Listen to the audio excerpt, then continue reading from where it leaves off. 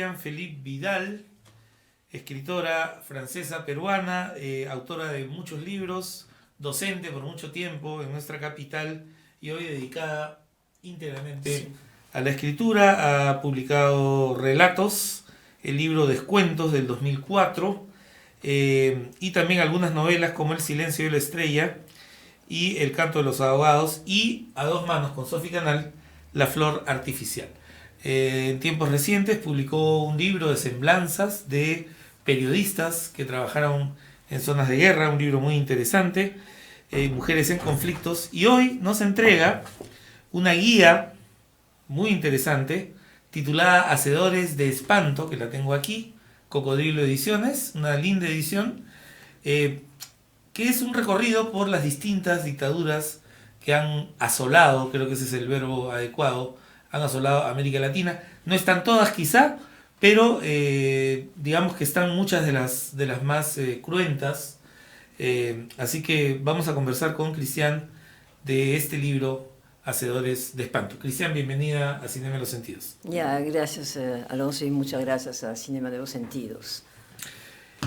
¿Cómo así nace la idea de reunir en un libro estas historias que son pues parte de la historia latinoamericana, que muchos prefieren no ver, pero que contienen lecciones importantes, ¿no? ¿Cómo nace este proyecto, Cristian? El proyecto nace de un documental que vi sobre Kim Jong-un, que no tiene nada que ver, digamos, sí, no, con América Latina, pero sí con la dictadura. Es decir, que viendo un documental suyo pensé en lo hermético que era ese gobierno, ¿no? Su política, su dictadura.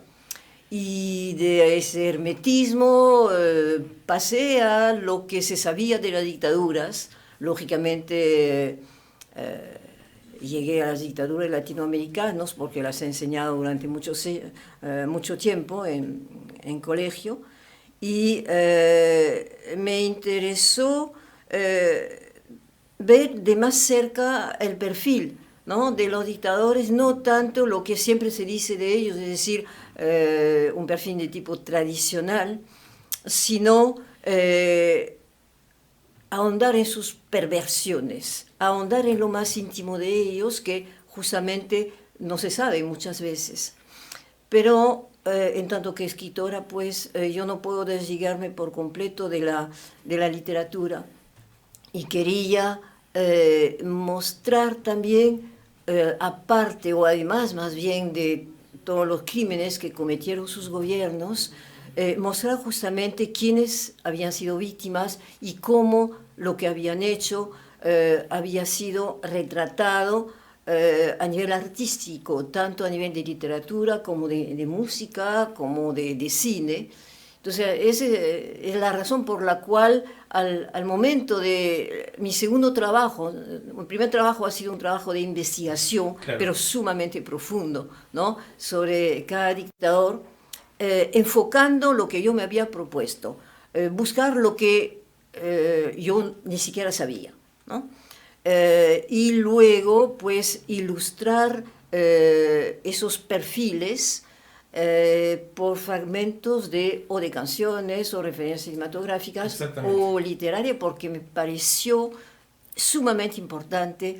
Es un trabajo, hay un deber de memoria, es cierto, eso no se puede olvidar a esa gente, pero tampoco se puede olvidar a quienes las padecieron y a los escritores que las padecieron y los periodistas. Eso es interesante porque el libro adquiere un carácter como de collage también, en el sentido que excede los datos históricos e incluye información cultural relacionada, obviamente. Sí, es lo que yo quería. En realidad, ahí entramos un poco en el por qué haber escogido estos, ¿no?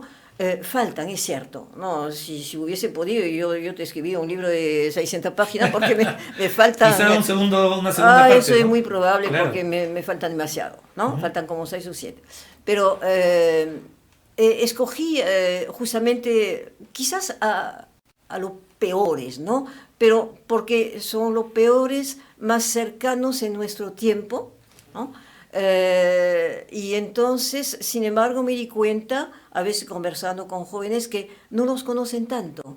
O sea que, claro, quizás un Pinochet le suena, un Videla así, pero los demás río, ¿no? ¿Dónde queda esto, no? Ajá, ¿No? claro. ¿De quién? Si a veces preguntando sobre la política, sobre el gobierno de Fujimori, algunos ni siquiera saben quién es Montesino, ¿no? Se olvidaron porque... Pero ahí está el problema, se olvidaron por qué. Es que, ¿quién, dónde aparece la información?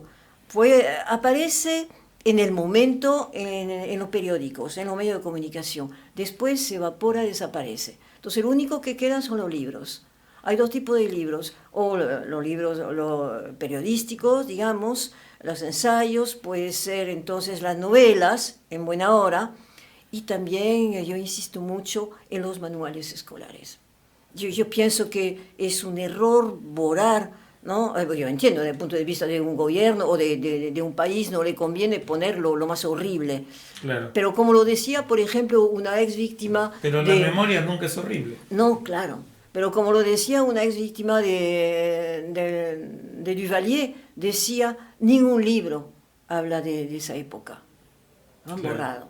Entonces los manuales escolares hablan más bien de todo lo que fueron hechos históricos de la independencia y después ya se va borrando, se dice que hubo tal gobierno, de preferencia se dice que el dictador mandó construir escuelas, pavimentar, etcétera, ¿no?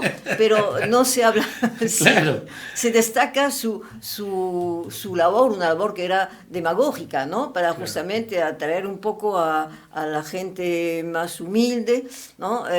Y que los demás se olvidaran. Pues. Y creo que haría muy bien que se conozcan estas historias desde la escuela, porque eso sin duda reforzaría la ciudadanía, ¿no? Que debe ser uno de los objetivos de cualquier educación, debe ser pues formar ciudadanos como debe ser, ¿no? Sí, y que sean capaces, y como te digo, desde el aspecto histórico y desde el aspecto literario. Porque claro. Todas las fuentes que están ahí, a mí me parece, por ejemplo, indispensable. Yo sé que acá la guerra civil española le importa un pepino a la gente, es normal, ¿no? A los jóvenes de ahora, bueno, tan lejano, ya. La primera mitad del siglo XX, entonces les parece ya la época de los dinosaurios. Pero de ahí es cuando yo menciono a Galindo, porque me parece que esa novela de Vázquez Montalbán es toda la historia, parte de la República Española, bueno, más bien del exilio de los republicanos españoles, llega a República Dominicana. Y luego vemos entonces, desembocamos justamente en ese gobierno, ¿no? Que justamente pues elimina. Y la contradice ese gobierno, ¿no? Porque lo manda a traer para que blanqueen la raza, porque había demasiados haitianos, demasiados oscuros al lado, ¿no? Y los que vienen para, entre comillas, blanquear la raza son los intelectuales y los indeseables del gobierno al que Trujillo admiraba, ¿no? Que era Franco. Entonces es interesante. Esa novela de Vázquez Montalbán me parece estupenda. Y bueno, y todas. Y hay otras, ¿no? Mira, el otoño del patriarca, sí, la fiesta claro, del chivo, y todas las novelas de Sergio Ramírez. Me parece que acá no se lee mucho a Sergio Ramírez. Tongolele no quería bailar, estupendo. Margarita Linda la Mar también. ¿No?